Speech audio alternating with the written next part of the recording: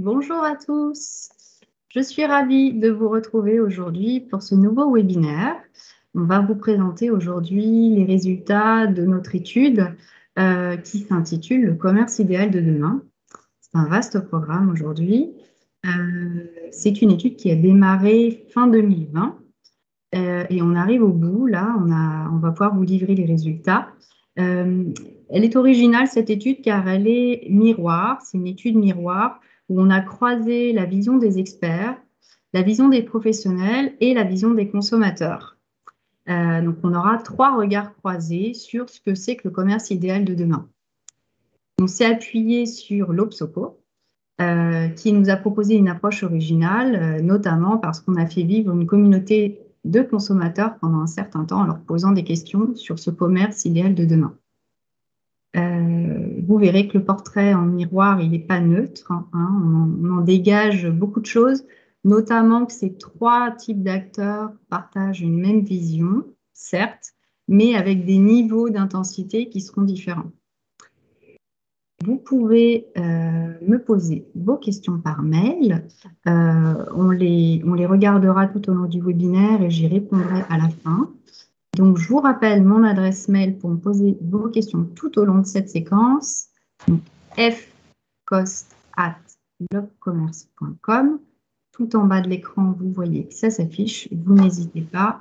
On tâchera de répondre à vos interrogations. On a une demi-heure ensemble, plus une session de questions-réponses.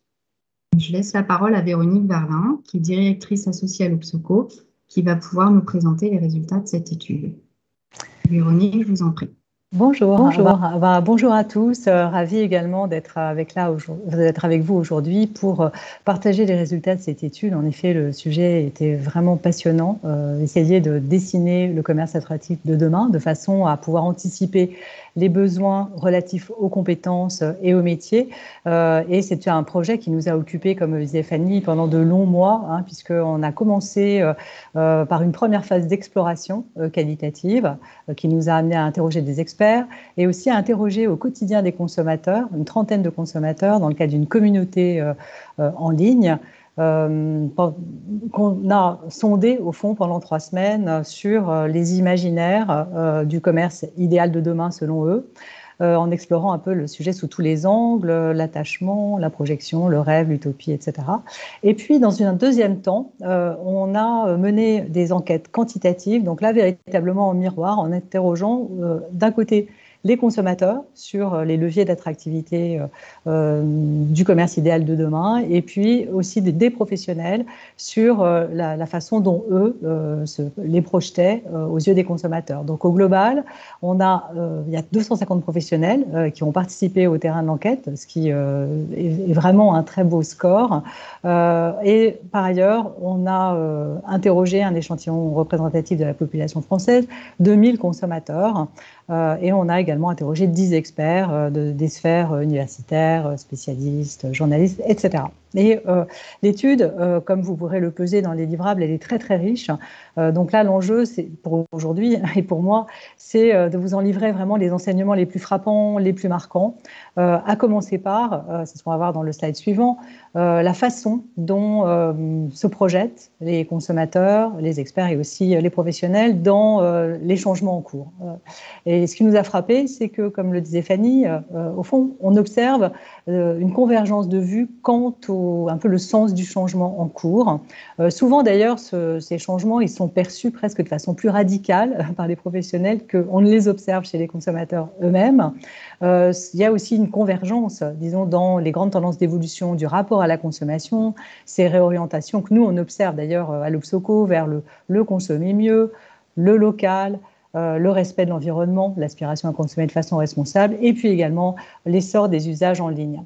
Et puis quand on observe des divergences, au fond, elles témoignent souvent d'une difficulté de la part des professionnels à apprécier l'intensité des changements en cours. Et c'est ça qui va être très intéressant et passionnant à observer de plus près par rapport à ce qui est un peu surestimé, par rapport à ce qui est vraiment sous les radars.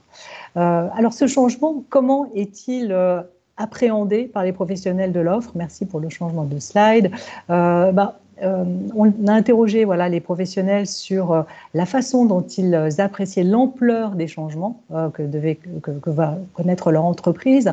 Ce qui nous intéresse, là, c'est tout ce qui apparaît en bleu. En fait, vous voyez qu'il y a une majorité de bleu, pratiquement 7 professionnels sur 10, qui estiment qu'on est dans un contexte d'accélération des changements, mais parmi eux, une majorité estime en fait que ces changements sont de moindre intensité que ce que leur activité a connu au cours des 10 dernières années. Et on n'en a en fait que 23% qui estiment être face à des transformations radicales qui vont conduire à une redéfinition profonde de leur activité. Ce qui est intéressant aussi, ce qu'on va voir dans le slide suivant, c'est qu'il y a malgré tout une différence dans le slide suivant, dans la perception du changement qui est beaucoup plus accentuée chez les professionnels du commerce non alimentaire. Ce sont les résultats qui apparaissent dans le cercle du milieu, le cercle intérieur. Si on regarde le pourcentage là, qui est cerclé de rouge, on en a 26% qui estiment être face à des changements vraiment de grande ampleur qui vont appeler à une redéfinition de leur activité, contre seulement 15% parmi les acteurs du commerce alimentaire. Alors, ces changements, par ailleurs, ils sont vus, quand on regarde le slide suivant, de façon, au fond, assez optimiste. Plus encore, d'ailleurs, pour son entreprise que pour sa branche. On a une majorité de 73% de professionnels qui estiment en fait que l'activité, que les mutations en présence auront des conséquences positives pour leur entreprise, contre seulement 57% pour leur branche. Mais ça reste évidemment très positif. Ce qu'on observe aussi, c'est que, dans le slide suivant, c'est que les professionnels du commerce alimentaire sont bien plus optimistes, même majoritairement optimistes, bien plus que ceux du non-alimentaire, avec toujours ce petit décalage entre la projection pour son entreprise, positive pour 86% des acteurs du commerce alimentaire, 68% pour ceux du commerce non alimentaire à droite, que pour la branche. Mais ça reste encore très positif. Alors, au-delà, on va dire, de cette appréciation un peu globale du changement, ce qui est intéressant, c'est de regarder aussi comment est perçue la nature de tous ces changements, et surtout quand on regarde en miroir, au fond, les évolutions côté consommateur et côté professionnel. Donc, c'est ce qu'on va voir dans le slide suivant. On va rentrer un peu dans le détail de ces fameuses convergences et divergences sur l'appréciation des tendances. Donc là, d'abord, évidemment, ce qui se dessine, c'est quand même plutôt au global, on va dire, une convergence. C'est ce qui apparaît dans la colonne du milieu. Là où vraiment il y a convergence, c'est sur la disposition d'une majorité de consommateurs à payer plus cher pour du local dans l'alimentaire. Les consommateurs l'affirment et les professionnels le reconnaissent. En revanche, ce qu'on observe, c'est que les professionnels sont quand même plus réservés sur la disposition des consommateurs à payer plus cher des produits alimentaires made in France qu'ils ne l'affirment. Donc là, on voit qu'il y a quand même un effort commercial à faire. Mais voilà, là où on observe des divergences, par ailleurs, c'est un peu dans deux directions différentes. Il y a ce qui apparaît dans la colonne de gauche. Ce sont les dimensions qui sont sous-estimées par les pros. Au fond, elles sont un peu sur leur radar. On a relevé deux sujets. Le premier, c'est l'intensité de l'engagement des consommateurs dans des comportements respectueux de l'environnement. Donc là, on est face à des consommateurs qui estiment déjà avoir mis en œuvre des comportements qui aspirent à consommer de façon plus responsable. Et en face, on a des professionnels qui sont assez réservés, qui n'y croient pas trop, en clair. Et ça fait vraiment écho, nous, aux études qu'on peut produire par ailleurs, qui montrent que face finalement à cette aspiration à consommer responsable qu'expriment les Français aujourd'hui, il y a quand même pas mal de difficultés, d'obstacles en route, et du coup pas mal d'attentes de la part des acteurs de l'offre, qu'ils proposent de l'accompagnement, qu'ils proposent des solutions, qu'ils proposent de l'innovation. Et voilà. Donc là, il y a effectivement un sujet dont les acteurs de l'offre doivent aussi se saisir, parce que si quelque part les comportements ne se réalisent pas, pour autant ça ne veut pas dire qu'il n'y a pas des attentes très fortes dans ce domaine. Et puis il y a un autre sujet sous les radars des professionnels, qui va s'exprimer surtout d'ailleurs en milieu urbain, c'est l'appétence pour des commerces accessibles à pied ou à vélo. Et ça, c'est vraiment à mettre en regard aussi avec nous, ce qu'on lit dans nos grosses études, en fait, à voir avec l'essor des mobilités douces, en particulier en ville. Voilà. Et bien sûr, le le commerce évolue en ce sens, mais peut-être pas suffisamment encore. Et puis, du côté des divergences, il y a tout ce qui est surestimé par les professionnels, c'est ce qui apparaît dans la colonne de droite. L'aspiration à consommer mieux et de façon plus sobre. On a 80% des professionnels qui estiment que les consommateurs ont déjà épousé cette tendance, alors qu'en fait, quand on interroge les consommateurs, ils ne sont qu'un peu plus de la moitié, au fond 54%, à déclarer s'être engagés dans ce nouveau modèle de consommation. L'anticipation de la situation financière des consommateurs, qui est vue comme très, très dégradée par les professionnels, alors qu'elle l'est moins par les consommateurs. Et le plaisir à effectuer des achats en ligne, qui est très surestimé par les professionnels, alors qu'au fond, pour les consommateurs, il n'y a pas vraiment de différence dans le plaisir. Bien sûr qu'il y a des différences ensuite sur le fond, dans les motivations, mais l'achat en ligne ne se distingue pas de l'achat dans un commerce physique. Donc voilà un peu pour, on va dire, les tendances, les contours. Et dans ce contexte-là, alors, comment se dessine le commerce idéal de demain? Donc là, on va plutôt être dans un exercice de projection. Et l'outil qu'on a utilisé, déjà, pour essayer de dessiner des pistes possibles, ça a été l'écriture de scénarios. Suite à la phase qualitative, donc le travail avec la communauté de consommateurs, l'interrogation des experts, on a élaboré 4 scénarios qui sont un peu caricaturaux, mais qui, d'une certaine manière, expriment un peu des angles possibles de ce que pourrait être le commerce idéal de demain. Alors, je vais vous les lire extrêmement vite, parce que c'est quand même important. Et le récit que je vais vous lire est celui qu'on a utilisé pour évaluer ces scénarios auprès des consommateurs et auprès des professionnels. Donc, il y avait une première piste qui jouait sur la notion d'accompagnement. On l'appelait le commerce accompagné. Les commerçants me communiquent leur passion pour leurs produits, ils ont plaisir à me faire découvrir leur histoire, le savoir-faire des producteurs ou créateurs, ils savent comprendre et devancer mes besoins, sans parfois que je ne les connaisse moi-même, ils savent aussi me conseiller selon mon budget et mes goûts, selon ce qui correspond exactement à mes envies et modes de vie, disponibles pour des questions, des conseils ou des services même après l'achat, ils ont à cœur que j'en retire le plus de satisfaction possible. Il y avait un deuxième scénario qui jouait aussi sur cette dimension, on va dire, humaine, mais plutôt autour de la notion de lien social, autour de l'idée que le moment des courses est aussi l'occasion d'une relation humaine où des liens se tissent entre les commerçants et les clients.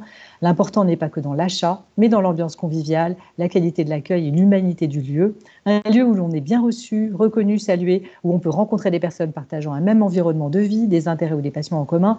Un lieu qui donne de l'âme et de la chaleur à la vie et à la ville. Et pourquoi pas, parfois même, si le cœur nous en dit, un lieu où de clients, on peut devenir amis. C'est un authentique verbatim, en fait, qui nous a été cité. Et sur lequel on s'est appuyé. Troisième piste, le commerce distractif. Le moment des courses est avant tout associé à la décompression, au plaisir, à l'évasion du quotidien. C'est l'occasion de sortir de la routine, de flâner en s'ouvrant à des sensations, couleurs, odeurs et ambiances festives.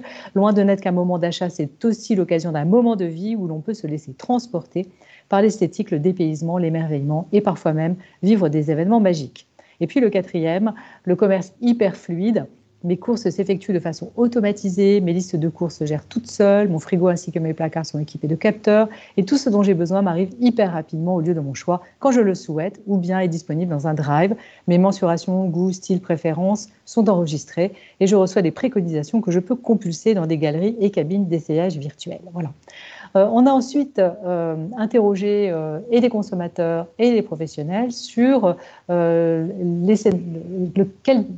de ces 4 scénarios correspondait le mieux à l'idée qu'il se faisait du commerce idéal de demain. Et voilà, le résultat, vous le découvrez comme moi en fait.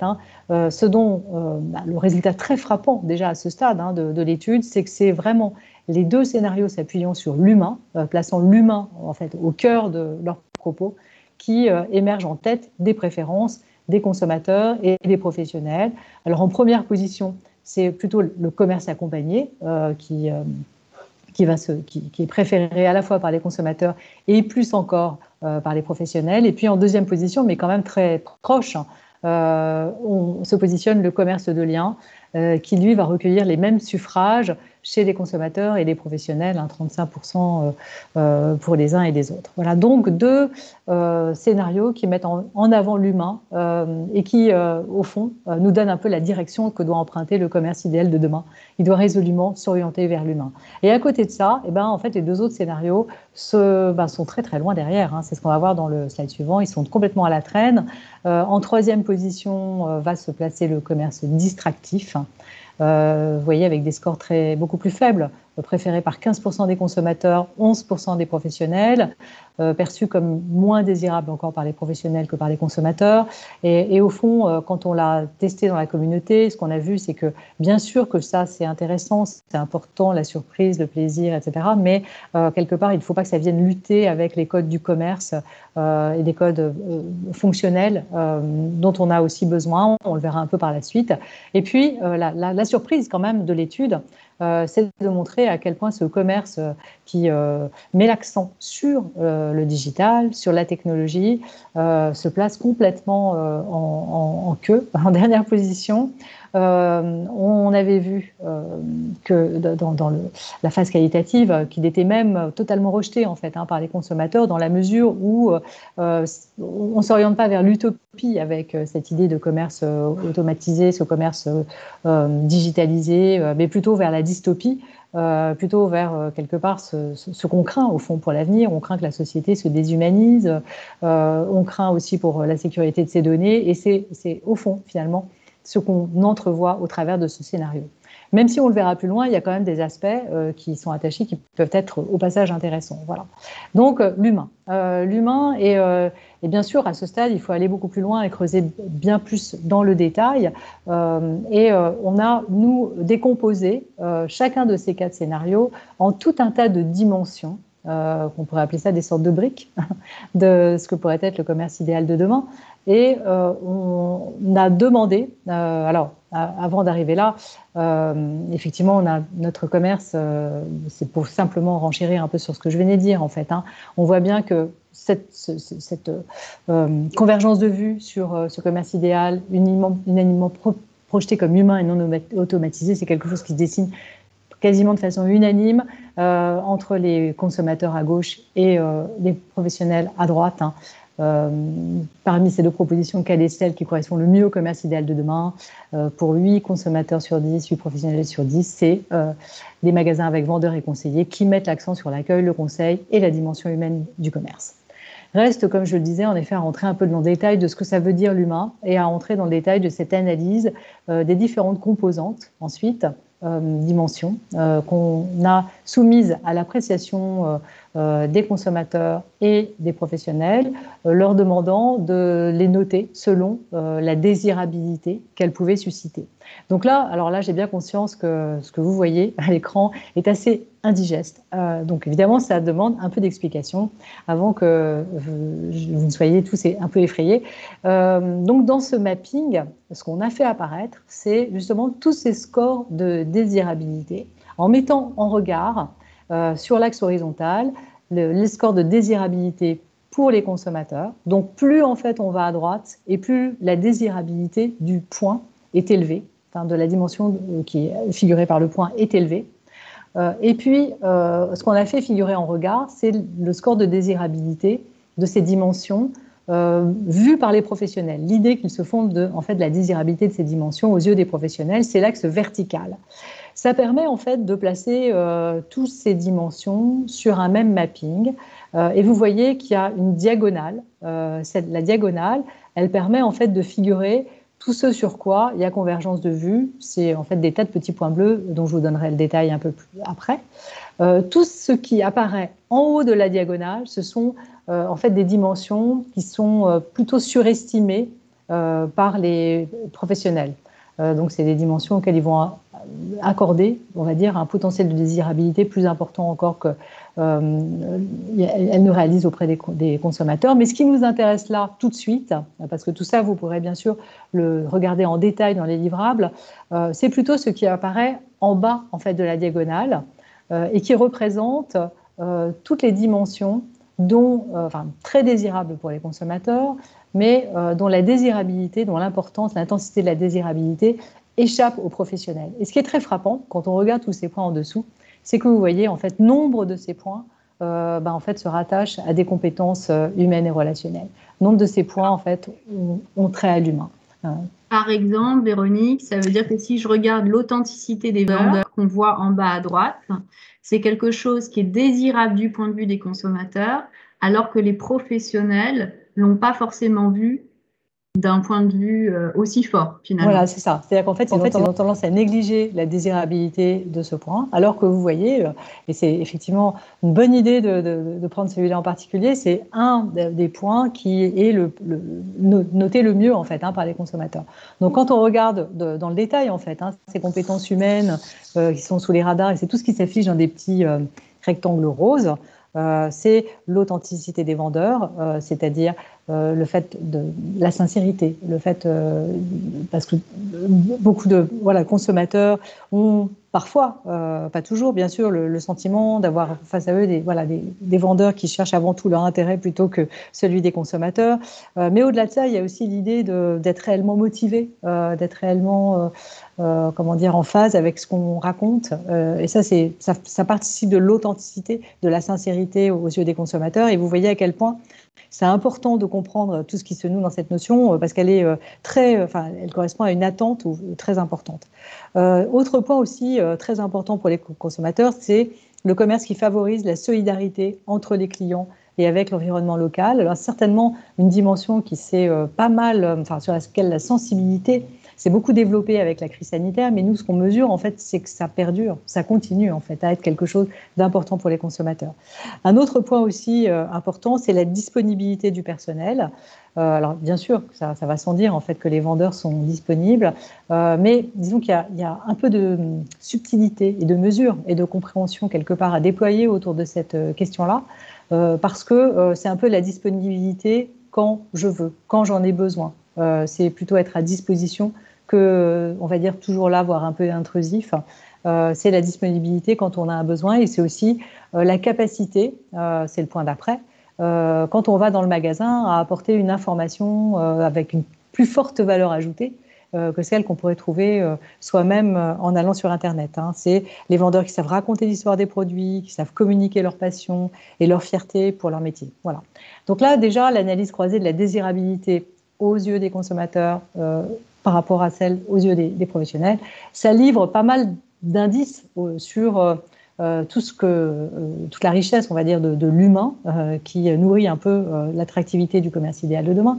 Une autre manière aussi de le regarder de façon presque encore plus radicale, c'est ce qu'on va voir dans le slide suivant, qui lui met en regard toujours dans l'axe horizontal la désirabilité pour les consommateurs. Donc là, vous voyez, il y a beaucoup plus de rose, même il y a du rose très prononcé.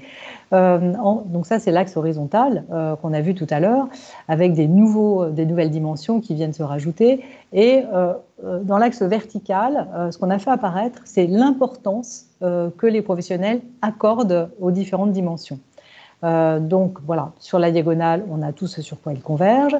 Au-dessus de la diagonale, on a tous les points sur lesquels les professionnels accordent plus d'importance, on va dire, que ne s'exprime de la désirabilité par les consommateurs. Et par contre, en bas à droite, on a tous les points vraiment très désirables, enfin toutes les dimensions désirables pour les consommateurs, dont les professionnels sous-évaluent l'importance. Donc, quand on regarde un peu dans le détail, il y a un point en particulier qui est complètement à droite, c'est le commerce qui soutient les acteurs locaux. Vous voyez, là, on est encore dans cette idée de solidarité avec le tissu local, dont on a vu d'ailleurs aussi dans nos travaux à quel point c'était une attente très importante de la part des consommateurs. On va retrouver la sincérité, on va retrouver la solidarité entre les clients et l'environnement local, on va retrouver la capacité à sélectionner des bons produits de qualité. On va retrouver aussi, là on est dans les compétences humaines, au fond, les services. On va retrouver l'attention, la bienveillance. Et puis, à côté de ça, on a aussi d'autres dimensions qui n'ont pas trait particulièrement à l'humain, mais qui montrent aussi que dans ce qui est attractif pour les consommateurs, il y a à côté de l'humain, qui quand même est massif, d'autres dimensions qu'on va regarder d'un petit peu plus près dans le slide suivant. qui sont des dimensions qui, indépendamment des scénarios préférés, apparaissent comme étant très attractives pour les consommateurs. Là, en fait, on a en détaillant en fait les résultats de l'attractivité des dimensions selon les scénarios préférés, et ben en fait, vous voyez qu'il y a un certain nombre de dimensions qui n'arrivent pas en tête, mais qui, malgré tout, ont l'air de peser dans la liste de ce qui intéresse les consommateurs. Et ce qu'on a mis en jaune, c'est ce qui, en fait, correspond à des dimensions plutôt fonctionnelles. C'est le fait de faire gagner du temps aux consommateurs, le gain de temps, quelque chose, évidemment, de très important. Et puis, c'est aussi ce qu'on a fait apparaître en rose. On pourrait appeler ça une attente expérientielle. C'est de la surprise, la découverte de nouveaux produits. Donc, ce que révèle aussi l'étude, c'est que bien sûr que dans l'humain est très important. Dans l'humain, il y a tout un tas de dimensions, dont des dimensions dont on a vu qu'elles échappaient pour beaucoup quand même au radar des professionnels. Mais c'est vrai qu'à côté de ça, il ne faut pas oublier, on pourrait appeler ça des attentes génériques qui sont en quelque sorte le socle du commerce idéal de demain. C'est un peu les jambes sur lesquelles il va s'appuyer. D'un côté du fonctionnel, le gain de temps, de la facilitation, de la praticité, et puis de l'autre, un peu d'expérientiel, même si ça ne vient pas en tête. Et même si c'est nécessaire, voilà, mais pas suffisant pour nourrir l'attractivité à l'égard du commerce. Et ici, en fait, ce que nous permet de voir ce slide, c'est qu'en fonction des scénarios, il y a une hiérarchie, en fait, hein, c'est ça. Il y a une hiérarchie des attentes qui s'expriment de manière différente. Donc, ça, c'est intéressant également. Voilà, c'est-à-dire c'est ça. Donc, en fonction du scénario que les consommateurs ont préféré, viennent en tête des dimensions très particulières. D'ailleurs, mais là, ce qu'on voulait souligner, c'était effectivement ce qui revenait un peu toujours comme quelque chose de transversal à ne pas négliger. Voilà. Donc, face à disons, c'est ce qui pourrait un peu définir les piliers du commerce idéal de demain, de l'humain et puis ce socle, comment les professionnels anticipent leurs futurs besoins en compétences. Alors, le socle, je revenais, voilà, pardon, je suis allée un peu trop vite. J'ai tellement peur de ne pas être dans les temps que j'ai tendance à, je m'en excuse auprès de vous, aller un peu vite sur les slides. Mais voilà, donc là en fait, si on veut détailler un peu ce qu'il y a dans ce socle générique du commerce idéal, on va retrouver des tas de dimensions qui sont bien jaugées, au fond, par les professionnels. Elles sont importantes, quelque part, elles sont nécessaires, mais pas suffisantes. Hein. C'est la découverte, la surprise, le recours à de multiples moyens d'approvisionnement, l'animation de la vie locale, le fait de trouver des produits qu'on ne va pas trouver ailleurs, etc. La découverte de nouveaux produits, l'émerveillement, le loisir. Voilà, donc tout un tas de choses qui sont intéressants à combiner, mais qui, au fond, ne sont pas suffisamment fortes, et comme le faisait remarquer Fanny, n'apparaissent jamais en fait en tête de liste des dimensions les plus attractives, mais qui doivent quelque part être là. Voilà, donc par rapport à ce qui se dessine autour des caractéristiques du commerce idéal de demain, comment les professionnels anticipent leurs besoins en compétences, en formation pour demain. C'est ce qu'on va voir maintenant. Et pardon, encore une fois, d'être allé un peu trop vite. Alors, ce qu'on observe, c'est que d'un côté, au fond, ils y voient juste dans les priorités, puisque ce qui apparaît en tête pour eux, c'est les compétences humaines. Elles apparaissent bien vraiment en tête des priorités pour demain. Par contre, c'est un peu dans la nature des enjeux que se révèlent quelque part peut-être les hiatus et du coup aussi peut-être le fait que tout n'a pas été peut-être bien pesé, c'est que au fond, cet enjeu de monter en compétence, s'il apparaît comme étant le plus important et le plus prioritaire pour demain, c'est pas celui qui apparaît le plus difficile à relever, bien le contraire. Ça apparaît même très facile à relever. C'est ce qu'on va voir dans les slides suivants. Donc tout d'abord, on va voir voilà les priorités, donc les compétences prioritaires. Ça va être quoi dans le détail? Ça va être le conseil, la compréhension psychologique des besoins des clients. Et les experts ont beaucoup insisté en fait sur ce point-là et sur la nécessité d'aller bien plus loin en fait, bien plus avant aujourd'hui que ça n'existe et bien sûr les consommateurs aussi. La fonction de community manager pour animer les réseaux sociaux, produire des contenus éditoriaux, les compétences métiers spécialisées, les savoir-faire, métiers de bouche, etc. Les fonctions d'accueil, d'hospitalité, la fonction de scénarisation, des décorations du magasin. Voilà, donc ça, ce sont 5 compétences prioritaires pour demain qui relèvent vraiment de l'humain et qui se placent, comme vous le voyez, bien devant toutes les autres, la logistique, la data, etc. Donc là, il y a bien en fait le sens des priorités. Maintenant, le sens, on va dire, de ce que ça recouvre comme enjeu à relever, pas si sûr. Quand on regarde le slide suivant, encore une fois, il est un peu compliqué à décoder. Il fait apparaître dans un mapping sur un axe vertical le degré d'importance, on pourrait dire le degré de priorité de l'acquisition des compétences, et puis sur un axe horizontal, la facilité à réaliser au fond l'acquisition de ces compétences, et plus on va vers la droite, plus c'est jugé facile. Et donc, ce qui se concentre dans le cadran qui est en haut à droite, c'est tout ce qui apparaît à la fois important et facile. Et là, on retrouve dans ce cadran-là toutes les compétences humaines, relationnelles dont on a parlé, le conseil, l'accueil, le commercial, etc. Voilà, c'est là véritablement que ça va se situer, ce qui tend aussi à, quelque part, insister sur l'importance de bien saisir l'enjeu à sa juste mesure, en fait, hein, et aussi dans le détail de ce qui est vraiment important, de la compréhension des attentes des consommateurs qui semble quand même passer sous les radars des professionnels. Alors, que retenir de l'étude, avant de laisser peut-être Fanny conclure et avant aussi, je l'espère, que vous ne vous plongiez dans la lecture plus approfondie du rapport de résultats, hein, c'est qu'on a donc un commerce idéal de demain, dont les leviers, vous l'avez vu, vont se dessiner du côté de l'humain et plus précisément du côté de l'accompagnement et des liens. Donc l'accompagnement, c'est tout ce qu'on a vu autour du conseil, de l'accueil, aussi la reconnaissance des clients, tout ça à condition de laisser aux consommateurs, au fond, l'initiative et le choix de la relation. Et c'est ça qui est parfois pas évident, en fait, hein. C'est que l'accompagnement, il y a des moments où ils en ont besoin, et dans ces moments-là, il faut être là. Et puis à d'autres moments, c'est plutôt de la praticité, de la rapidité, du gain de temps. Mais ce qu'il faut savoir, c'est que c'est la capacité à apporter cet accompagnement qui va faire toute la différence.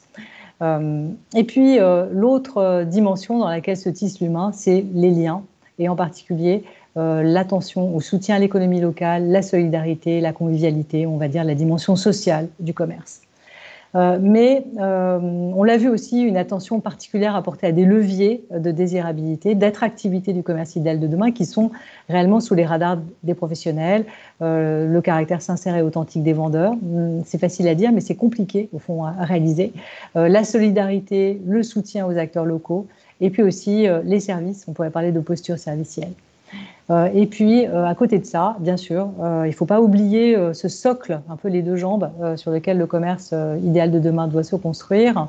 Donc, un socle pour répondre à des attentes génériques, du côté fonctionnel, la praticité, le gain de temps, et du côté expérientiel, plutôt ce qui a trait à la découverte et à la surprise. Voilà, j'en ai un peu fini avec cet état des lieux. Merci Véronique. Merci Véronique, c'était très très riche. Vous voyez que l'étude est dense. On a essayé de la synthétiser. N'hésitez pas à poser vos questions pour qu'on puisse avoir un échange avec Véronique, profiter de sa présence si vous voulez approfondir des points. Je voulais ajouter que dans le rapport, il y a des verbatims qui illustrent bien toutes les notions qui ont été vues dans le rapport, notamment sur la perception des consommateurs. Ça éclaire un petit peu ce qu'il y a derrière les mots et derrière ces mappings. Moi, en conclusion, ce que je voulais dire, c'est que c'est assez rassurant finalement, parce qu'on voit ce retour à l'humain. On voit que le commerce automatisé, oui, mais non, pas tant que ça finalement, donc c'est intéressant. On peut dire qu'on sentait ce retour aux fondamentaux, hein, c'est des choses qu'on avait vues dans nos précédentes études. Là, ce qu'on voit en plus avec celle-ci, c'est qu'on touche aux valeurs qui sont liées au commerce. Donc, comme vous le disiez, c'est bien plus profond que ce qu'on pourrait imaginer de premier abord. Quand on parle de sincérité des vendeurs et d'authenticité, on voit bien et on voit notamment dans le rapport que ça touche à des choses vraiment importantes. Et ce qui veut dire que pour nous, l'enjeu derrière sur le travail à conduire, c'est notamment les soft skills, les compétences posturales, les savoir-être, parce que c'est tout ça qui est autour de ces thématiques-là. Euh, donc en ça, c'est vraiment, l'étude est intéressante, elle confirme, elle conforte en fait des choses qu'on sentait venir. Je vérifie les questions. Je vois qu'il n'y en a pas en particulier. Il y en avait une, moi, que m'a inspiré un des mappings notamment, où on voit qu'il y a beaucoup de critères de praticité dans le commerce qui sont surestimés par les professionnels par rapport aux consommateurs. On voit bien une césure entre les deux. Est-ce que, Véronique, selon vous, ça veut dire que quand le consommateur, que du point de vue du consommateur, quand il y a de l'humain, bah, le reste arrive en second plan? Comment vous l'analysez? J'irais pas vraiment, enfin, comment dire, je le dirais pas comme ça. Je pense en fait que l'étude était vraiment centrée sur la notion de désirabilité, sur les imaginaires, hein. Donc, ce que je dirais, c'est que finalement, tout ce qui se range du côté de la praticité, c'est important pour le consommateur, mais ça ne génère pas quelque part, disons, de l'imaginaire. C'est ce qu'on a vu d'ailleurs avec la façon dont a été accueilli le scénario qui jouait à fond la technologie, même de manière très caricaturale, un commerce hyperfluide. Ça fait pas rêver, néanmoins, bah, on en a besoin. Alors, voilà. Donc évidemment, il ne faut pas l'oublier. Ça veut dire aussi que même si, bien sûr, que les professionnels doivent être attentifs à ces questions-là, pour autant, ils ne doivent pas se limiter, enfin, ou considérer que ça suffit. Bien au contraire. D'accord. Ouais, d'où cet enjeu de travailler davantage sur les savoir-être. Eh bien, écoutez, je vous remercie. On n'a pas de questions qui se posent. Donc, pour que vous le sachiez, les livrables vous seront communiqués dans les prochains jours. Donc là, très rapidement, dans le courant de la semaine prochaine. Là, on était sur, voilà, l'idée, c'était de vous donner un aperçu de cette étude, d'avoir les principaux éléments. N'hésitez pas à aller creuser. Vous verrez, tous ces éléments sont très détaillés dans le rapport. Je vous remercie, Véronique, et merci à tous d'avoir participé à ce webinaire. À très bientôt. Au revoir.